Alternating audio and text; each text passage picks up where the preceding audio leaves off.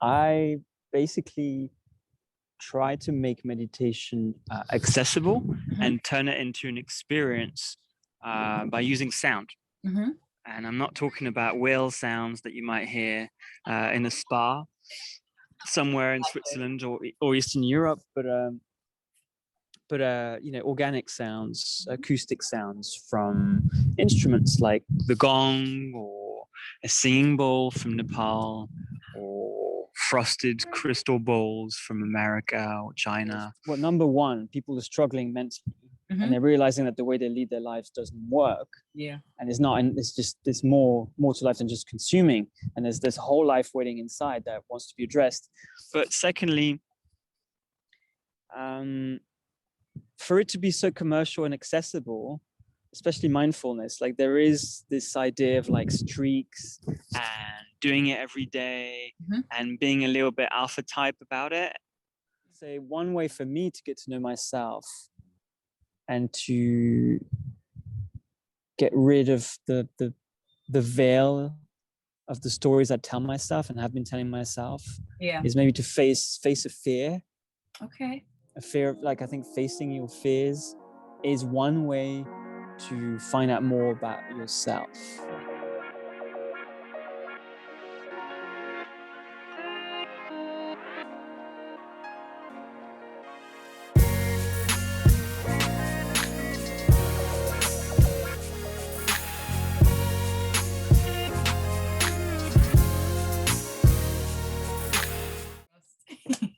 Perfect.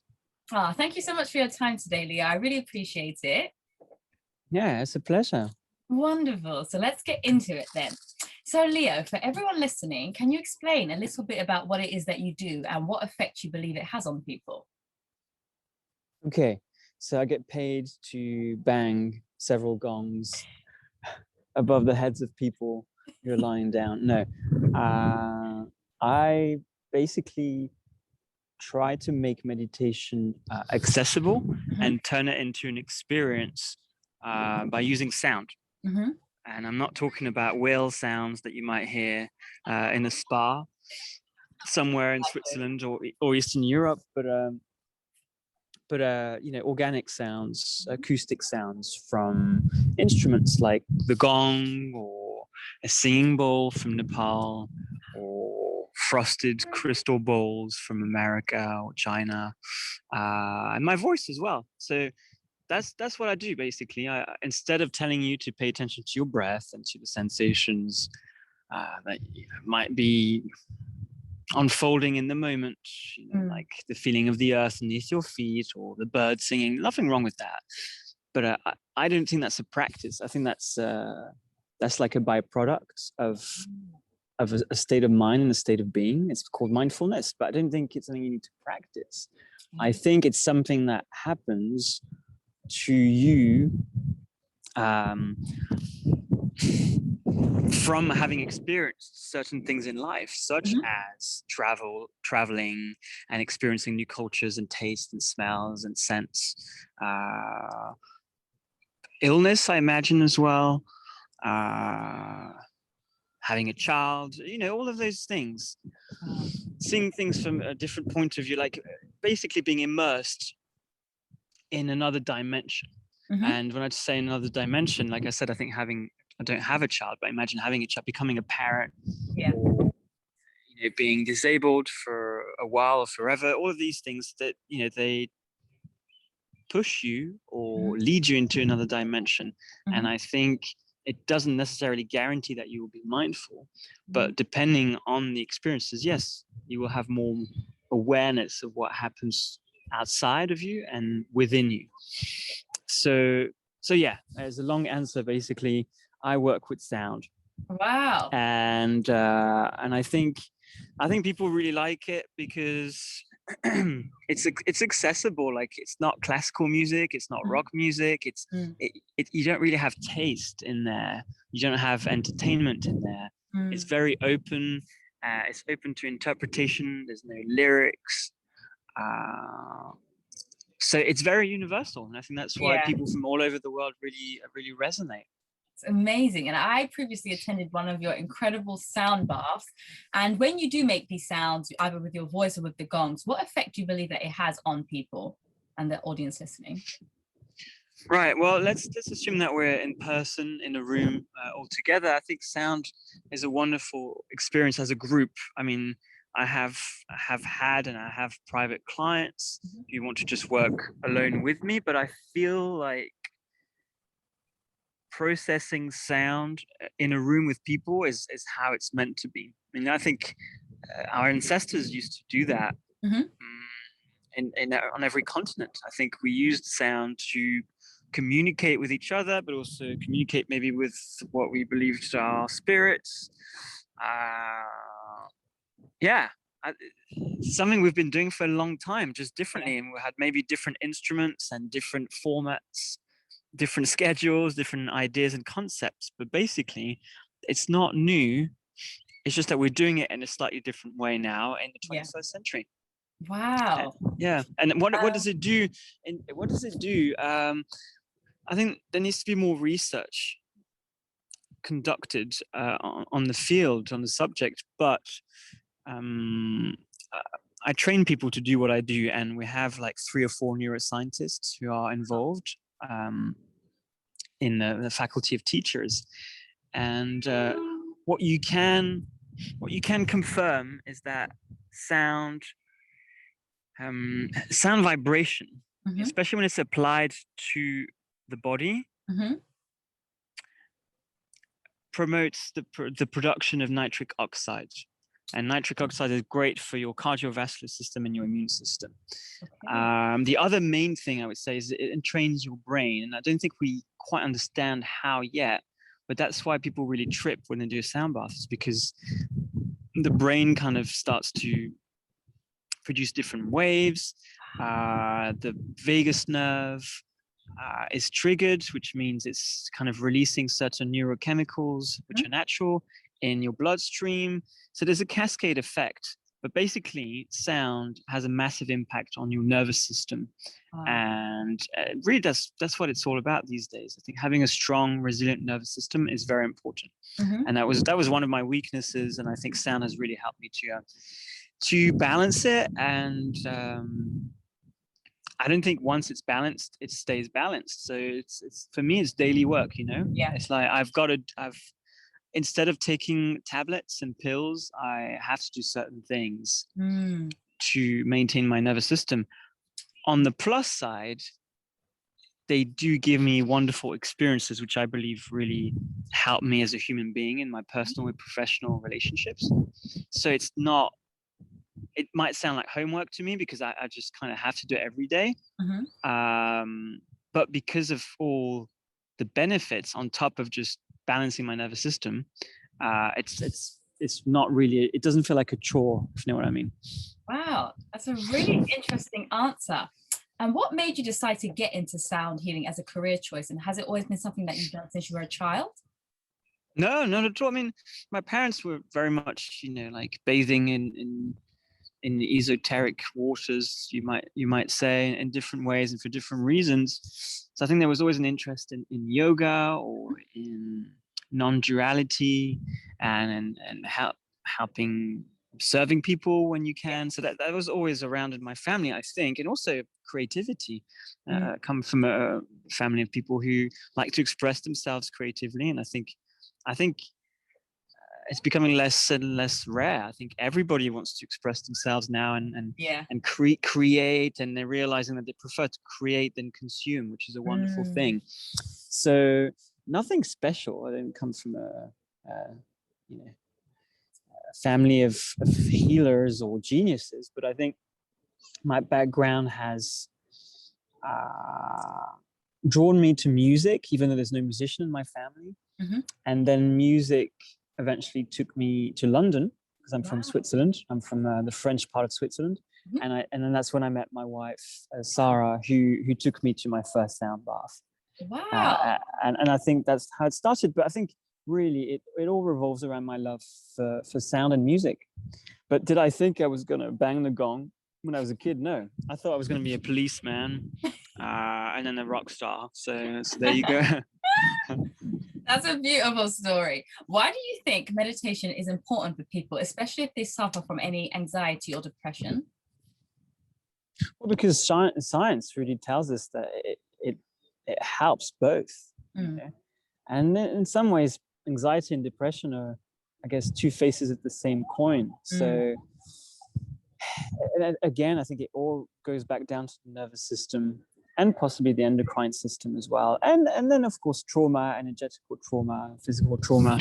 And I think meditation, whether it's through an amazing life experience or a sound bath or a herb or a drug, it's basically a trance. It's basically journeying into another dimension.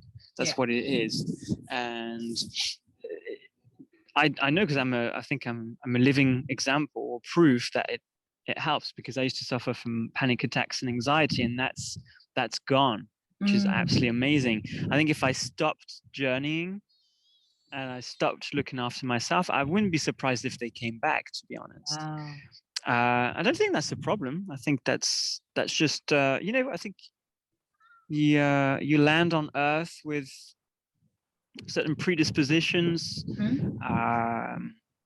certain talents, and maybe fears, acquired fears, pre-birth and then post-birth. So I think that's just one of the things that I have to be mindful of, is that I have to have a certain lifestyle, but actually it's a good thing, because that lifestyle is bolstering a lot of wonderful traits that I perhaps wouldn't tap into otherwise. So I think it's all good. It doesn't feel limiting to me. But yeah, basically meditation, in my opinion, especially through sound,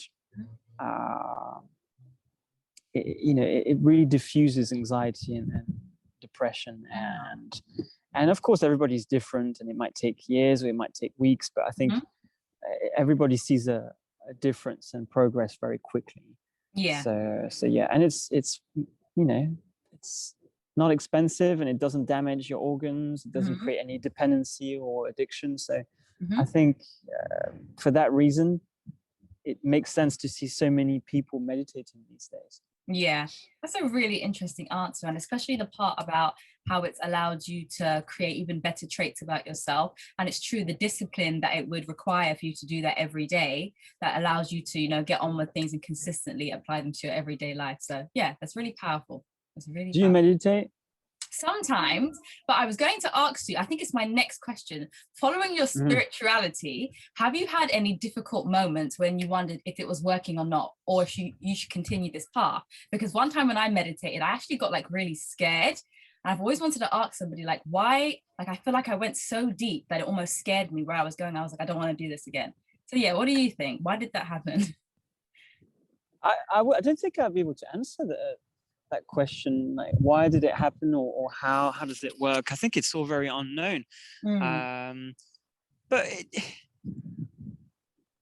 I had a really bad experience as a kid with marijuana, and I got really scared, and I think that was a trance. And there's different types of trance, and some trance episodes or experiences are very pleasant, and some are not. Some start being pleasant and then they become unpleasant, and some start being unpleasant and then they become pleasant. So it's hard to rationalize or explain why or how. But my answer to this, if I ever got scared, I can't remember if that's happened to me, but it has happened to people to get scared in a meditation, because I guess you feel like you lose control. That's it. And that's hard.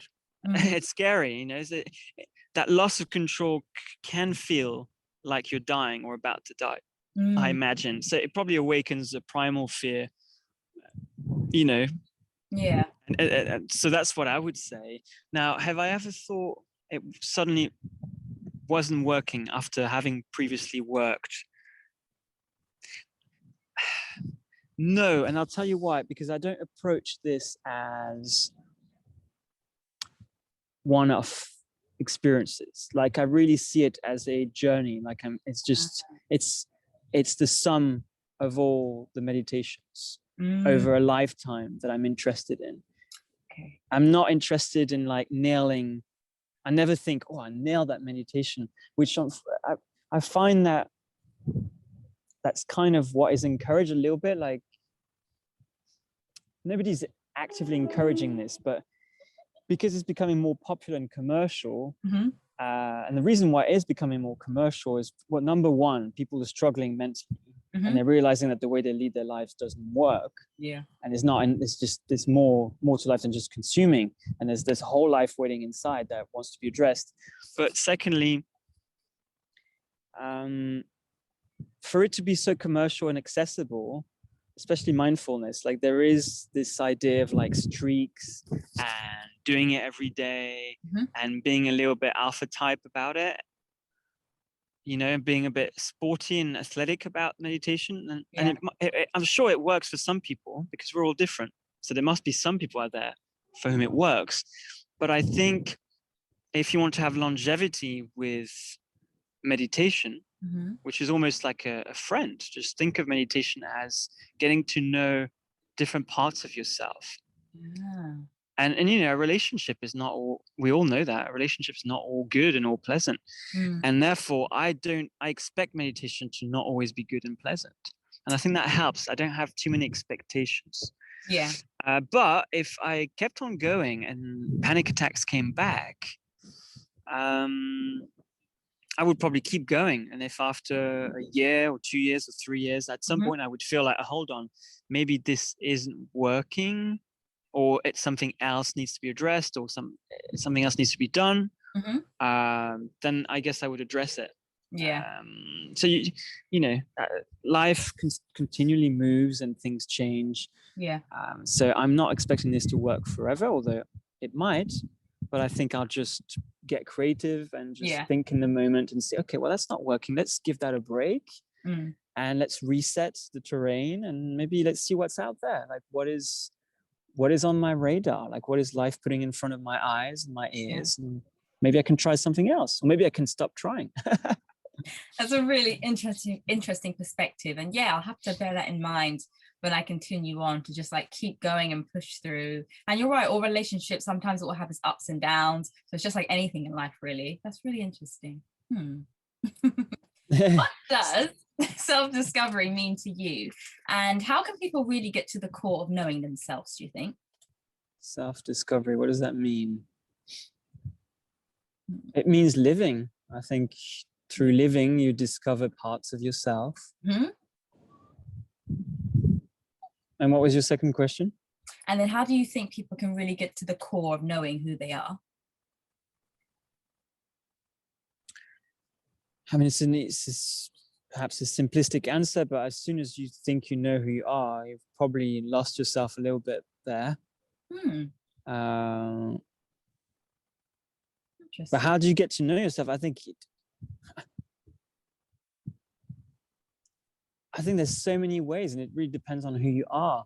I would say one way for me to get to know myself and to get rid of the veil of the stories I tell myself and have been telling myself is maybe to face a fear. Okay. A fear of, like, I think facing your fears is one way to find out more about yourself. I like that. But there's so many ways. So yeah, that's one of them. I like that. And meditating. and then stopping, and then stop the meditation. Like sometimes I stop for, I'll give myself 10 days, 2 weeks, and I just won't do any of that. And I just take notes of what happens. And I think that's also, the not meditating for 2 weeks for someone who meditates every day is a kind of meditation if they apply what they've experienced and developed and grown on their daily basis routine. So yeah, I think contrast is really important. And actually I think it's a tricky subject, but I find that in this in this day and age, it's really hard to have contrasts. There's this sense that there's one right way of saying things and looking at things, and if you don't think the right way, don't say things the right way, Mhm. you could lose everything and people could think that you're a terrible person. Mhm. I think we need to be very mindful of that. Yeah. Of really listening to everybody. Yeah. And if it's obvious and confirmed, not through emotions, but through facts, that somebody is behaving badly, Mhm. then actions should be taken to help that person behave better. And of course, you know, yeah, help any person who might have been hurt by the bad behavior. But I think, yeah, I think the way we're dealing with people Mhm. it's just not very, yeah, it's just very narrow-minded. I think we've got very much a tunnel vision in society at the moment. Yeah. And I think it's getting worse, and I would hate to live in a world where people are scared to say what they think. I think, yeah, so, and I think I'm hoping meditation helps us with that, you know. It's kind of like, yeah, it's okay to explore. It's okay to listen to someone you really disagree with. Can you listen to someone who makes your blood boil? Can you do that? True. Can you do that? Like, you know, that person is not actually making the blood boil for you. Your stories, the stories you tell yourself, and so on. That's, you know, that's your reaction. Yeah, it's You know, triggering. so, Yeah. and it's easy for me to say, and I get triggered all the time, and we all do. But I'm just thinking that, I really hope that through meditation, whether it's through sound or herbs or breath, whatever, that we do not let the governments and the big corporations and the big social media influencers out there, what is okay to say and what is not okay to say. Yeah. Laws should tell us what is okay to do and not do, and also to some extent say and not say, because saying something could be an action, and it could be an illegal action that deserves, you know, I guess, you know, potentially prison or some kind of punishment that we've all agreed upon, you know, by adhering to the society that we live in. But anyway, I guess we're digressing here. So there you go. Really interesting answer. For anyone struggling with finding their purpose in life and is not sure which direction to go in, do you have any advice on what you would say to that person? Like, they don't know what career to do, just feeling a bit lost. Yeah. Well, the first thing is, it's very likely to happen to people who are in their teenage years, 20s, 30s.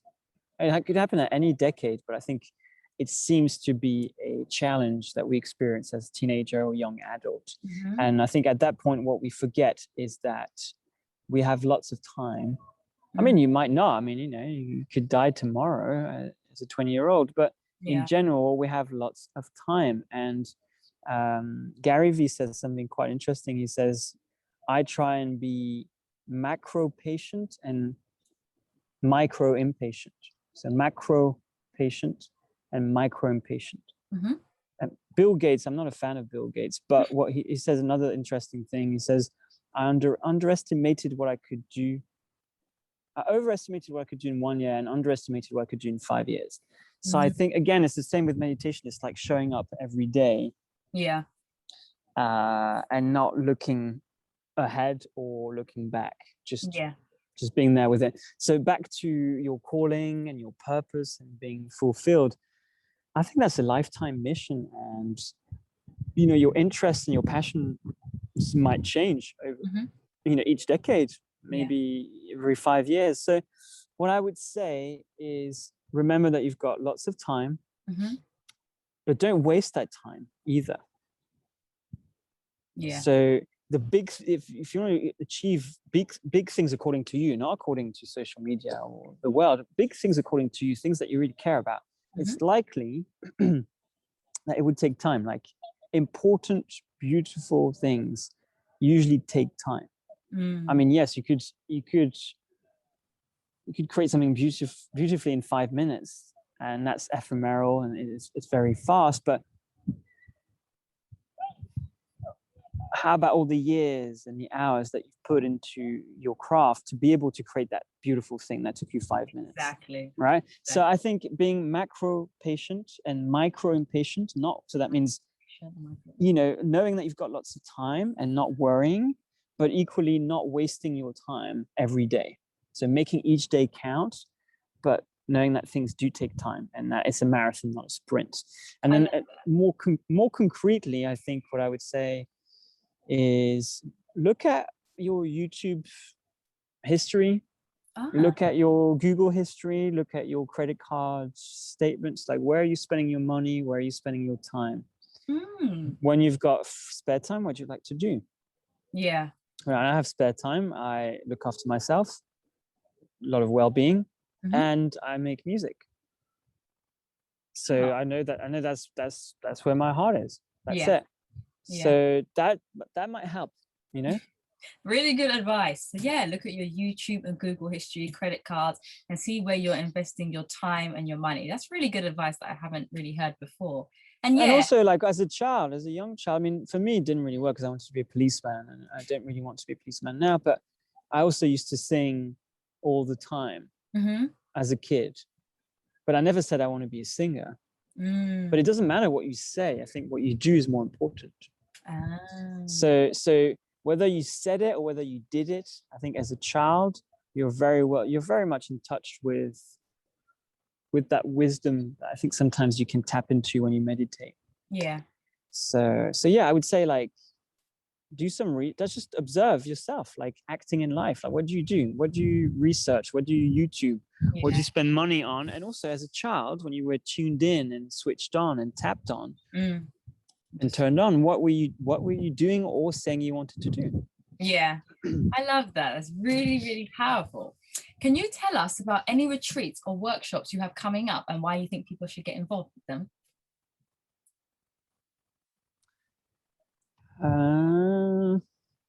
Retreats.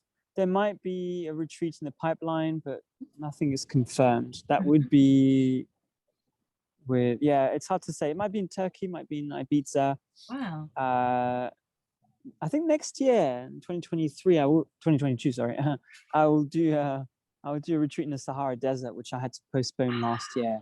I remember seeing that online. It looks incredible. It's amazing. Yeah, we'll do like 10 days in a desert, and it's mind blowing. I love it. That might happen next year. This year, there might be something in partnership with a really nice resort, like a chain of really cool well-being resorts. Let's see. But in terms of workshops, yeah, I think as soon as things reopen, I'm looking forward to giving public workshops again in person. In the meantime, I've been doing a lot of virtual sessions, which have been going great. Now I've got a really good audio setup, great microphones, great quality of sound. So the next one is April 27, I think, and that's full moon ceremony, and you can get your tickets on my website. Yep. Sounds Other fantastic. than that, obviously there's my app, which I made with my sister Julie and my school friend Charles, and that's called Third Ear. Third Ear. And you can get that on the Apple and the Google Store. And I think I've got an audiobook as well called 7 Days of Sound Meditation, and you can get that on Audible or Amazon or other like such, digital libraries. Wow, absolutely fantastic. So how do you think people in their daily lives can limit how much they worry and stress about things? Like I'm personally someone that tends to think so far ahead, but what advice would you give to someone like me to just stay in the present moment and stop worrying about the future or thinking about the past too much? I would say occupy yourself with the present. Like, let's say that you love drawing, well, you might be making a living from it, or you might not yet. But in any case, whenever you can draw, if you love drawing, you will not be thinking about the future. You'll be in your drawing. If you're thinking about the future when you're making your drawing, then that means it's likely that actually maybe you're not really into it and you're not really tuning in, or you're procrastinating, I guess. I don't know. So I would say just find things that capture your attention. It could be rock climbing, it could be bungee jumping, it could be drawing, swimming, like holding your breath underwater, drumming, playing the drums, doing coordination, dancing, whatever really occupies your mind, I think is great, you know, and you won't be able to think about the future. And then on top of that, a meditation practice, and I recommend sound as a medium for that.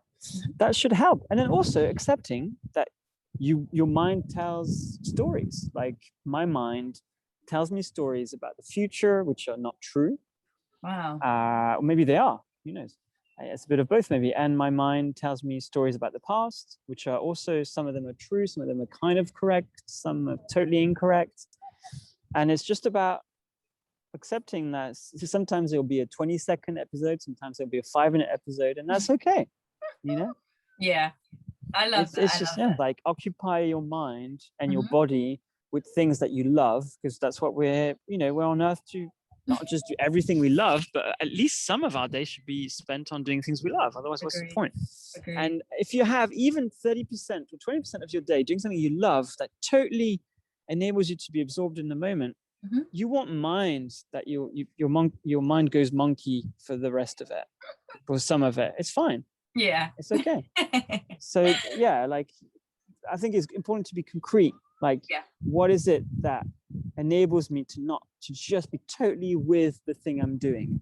And that could be driving, could be paintballing, could be art, it could be sports, whatever. Yeah, what makes you feel totally immersed, and the concentration is just on that. I love that. Yeah. Incredible. Regarding the pandemic, so much of our day-to-day life has changed. Why do you think now more than ever that grounding ourselves is so much more important? Why does it make sense to be grounded now more than ever, perhaps? Well, because our generation and the past few generations have not known this. I mean, the last time, I'm thinking of people who were born like in the early 1900s. Those people were super resilient and they were super grounded. I mean, they went through World War I. Yeah. Then they went through economic crash, massive crash, like Great Depression. And then what else happened? Well, the Second World War. So some people lived through these three things and their aftermath as well. I imagine that was way harder than what we're going through, but I could be wrong. I wasn't there, so that's just an assumption. Don't send me death threats if you disagree. Just know that's just my opinion. And I guess again, that's just from my position, but overall as a species, life has been getting. If you look at the numbers and the statistics, most, if not all, things have been improving. However, one thing that hasn't improved really is our mental health. But everything else, if you look at the numbers, everything's improved, apart from mental health and obviously the health of our planet. That's a big one. So why does it make sense to be grounded? Well, because we're just like headless chickens right now.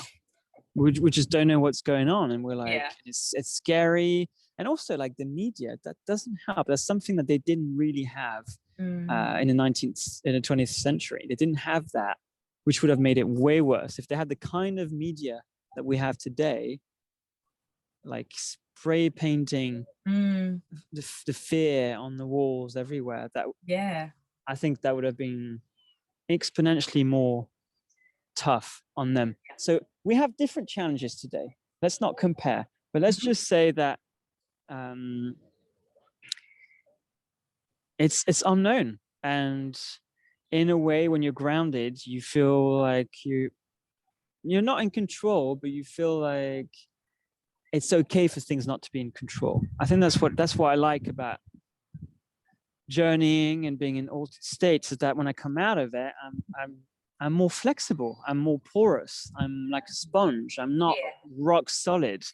And I think the more flexible you are, the more you let, you kind of, you move, you kind of, like the martial art master, was it, you're saying like, become like water, and the water becomes the bottle, it becomes the glass, it becomes your body. Yeah. And I think that being grounded, it does just, enables you to not need everything to happen as you think it should and when. So yeah, I guess And the other type of grounding, which I think is very important at the moment and all the time, is to be grounded to the earth, which I'm doing right now.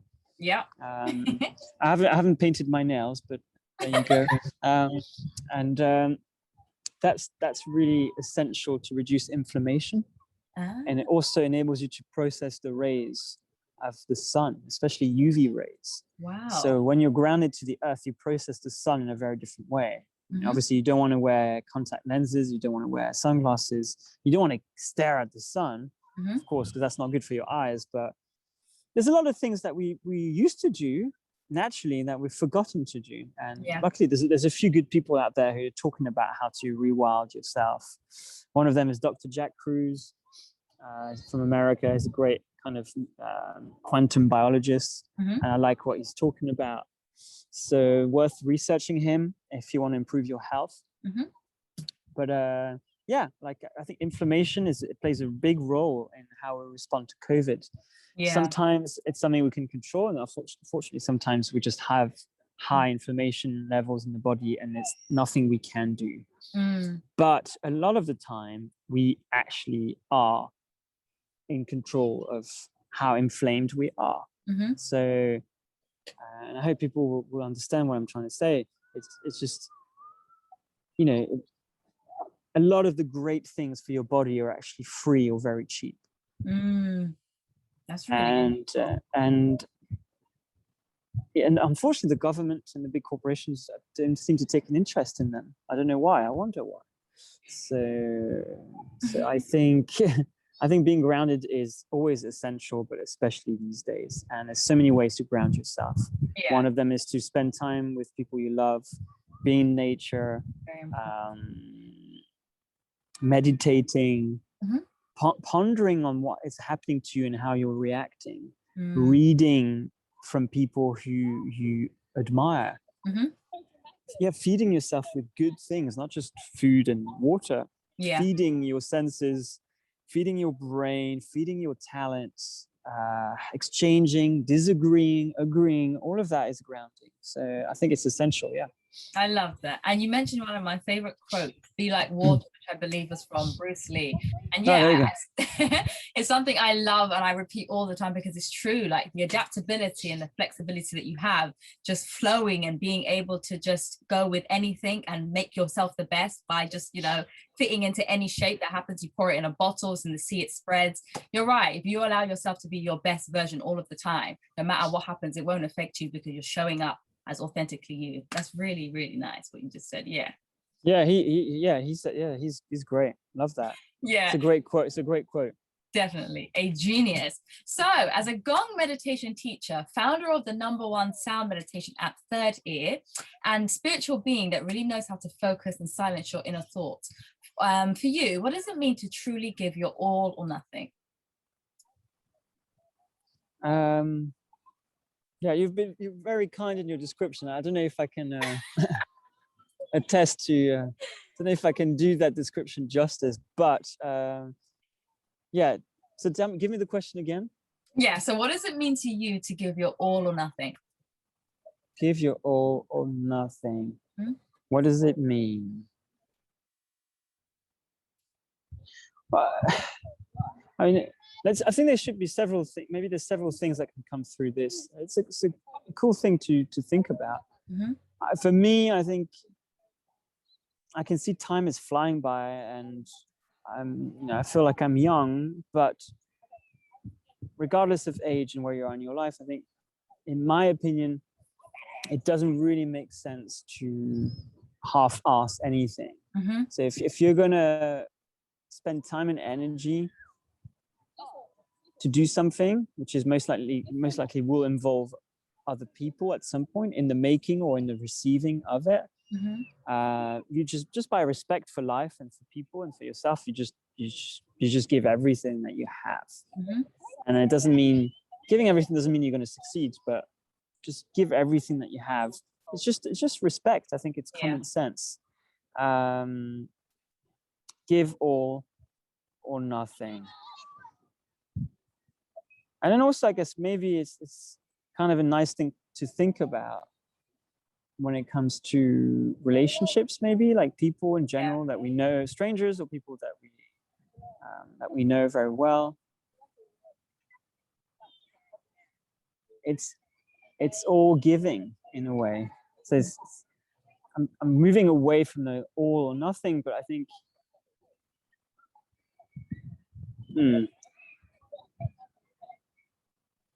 I think when you give,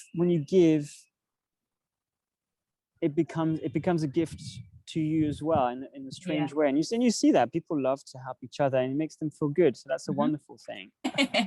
No, they were great answers. But yeah, especially at the beginning of what you said, just out of respect and, you know, never half-assing anything. I love that. And I totally agree. It's true. Just to show up always for yourself, you know, you represent yourself every day. So yeah. If you're going to involve people, then you just owe it to them and to you to give everything that you have. And then also that makes it easier in the sense that you're less likely to have regrets. I think regret is not an easy thing to live with. You know, people having regrets is just not a good thing.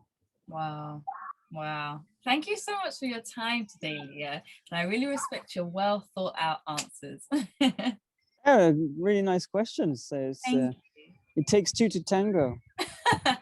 I love that. What are your plans for the rest of this sunny day? It's a beautiful day today. That's my plan. Fantastic. I love it. Wow. I will let you go back to relaxing in the park and enjoy your grounding and beautiful sunshine. Yeah, thank you. You're more than welcome. Take lovely care. Backdrop. Great conversation. Bye. Bye, Anita. Bye-bye.